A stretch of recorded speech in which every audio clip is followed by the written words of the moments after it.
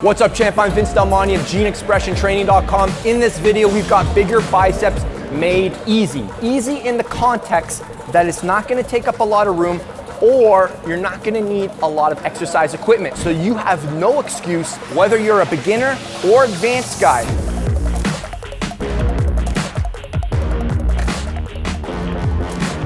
I'm gonna take you through this workout, show you exactly how to do it. I'm gonna show you exactly what to think about, and I'm gonna give you some specific tips to make sure you pick the right weights. So whether you wanna go from 13 to 14-inch arms or 17 to 18-inch arms, this workout will get the job done. All right, so before we jump into this super fast, super efficient superset workout, I wanna quickly talk about supersets. There's 5 kind of superset workouts. There's probably more, but there's 5 most popular ones that you're familiar with. Method 1 is when we pre-fatigue the muscle. So you might do a pec fly with a bench press. We have post-fatigue, where we may do a chin-up with then a hammer curl.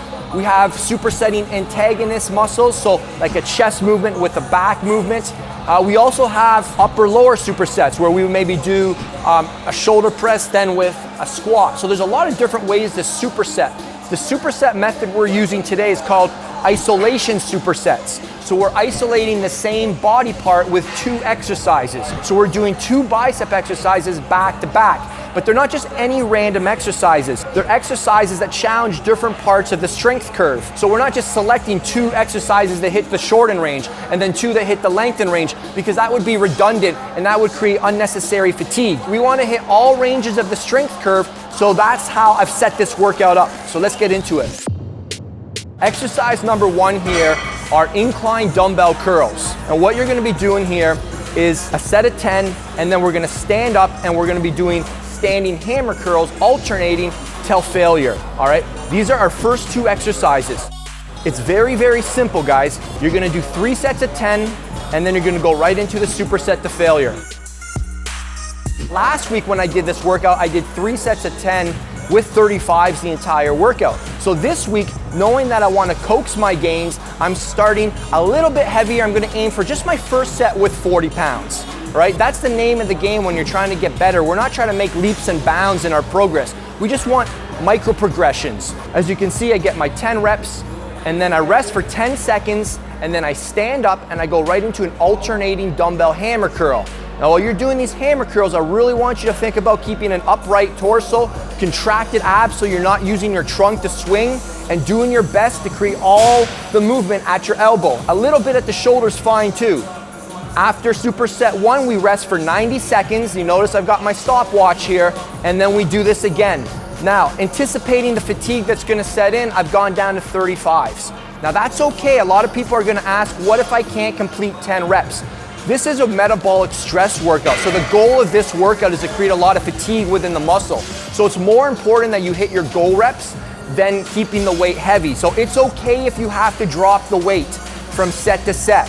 I'd prefer that you start off heavier and drop the weight as the sets go on. That's gonna promote a better quality workout. You'll notice on this 3rd set, when you're doing the incline curls, you're gonna really start seeing the most amount of fatigue, obviously. So this is where it's okay to even go to an alternated grip to get those last few reps, as you can see that I'm doing here. And then finally, when we stand up for the final hammer curls, you're just contracting as hard as you can, keeping all the tension on your muscles. You know, the name of the game here, guys, is time under tension with good quality loads. All right, time under tension. We've got to make the muscles burn. All right, so now once you're done that, you're halfway through the workout. The next combo are prone, incline, reverse dumbbell curls, superset with prone, supine dumbbell curls, as you can see what I'm doing here. Now the goal here, guys, on the first exercise is to challenge that brachialis, that brachioradialis. The brachialis is an interesting muscle because it sits underneath the biceps. So when you develop it, it helps push your biceps out, kind of like the soleus underneath the calf. When you develop the soleus, you push that gastrocs out too. So this is very important. If you want bigger arms, you can't neglect your reverse curls. After 10 seconds, we go right into our supine curls. As you guys likely know and can feel, the hardest part's at the top. That's the best part. So don't waste what I call the ends. Don't waste the ends. All right, so we want to really hang tough through that top range. Try and hang out there, get a good contraction. Don't rush through the best part of the movement. Also, don't waste the negative on the way back down. So controlling the weights upwards and downwards. Try not to swing. Think about squeezing the muscles, not swinging the weights. So that's it, guys. 6 sets on arms. 4 good exercises, hitting all points of the strength curve. What you'll notice is that this workout really increases a lot of lactic acid production. And lactic acid helps trigger the anterior pituitary gland that helps release growth hormone, which is a very anabolic hormone that helps lean you down and build muscle. And if you feel a little pukey during this workout, that's pretty normal. Because of the amount of work we did in a short period of time, that lactic acid really can cause that, like, oh, I kind of feel like, I feel like I'm gonna puke. If you're experiencing that, that's a good sign. It means you're working hard. So a lot of people report that training smaller body parts more frequently is a great recipe for faster results. I've found this myself, but the key is to keep the volume lower, just as we've prescribed like in this video. You can't do a 2-hour arm workout 3 times per week.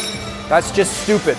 But if you do these shorter, more intense workouts, these superset style workouts, doing this 2-3 times per week might be the exact recipe you need to build bigger biceps. All right, guys, I hope you guys enjoyed that workout. If you did, be sure to give it a thumbs up. If you want me to replicate what I did with biceps for triceps, let me know in the comment section below and I'll get it done for you guys. If you want a complete, full-blown guide to building bigger arms, click the link on the screen or the first link in the description box and it'll take you to a page to read more about my Vanity Specialization Programs for arms.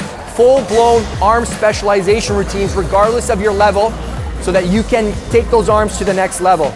This is the kind of stuff I've had to resort to build up my scrawny arms. All right, I was not gifted with good arms, but that's okay. I've had to learn how to train smarter and now the results are more rewarding when I do see gains. All right, thank you so much for watching. I'll see you guys next time.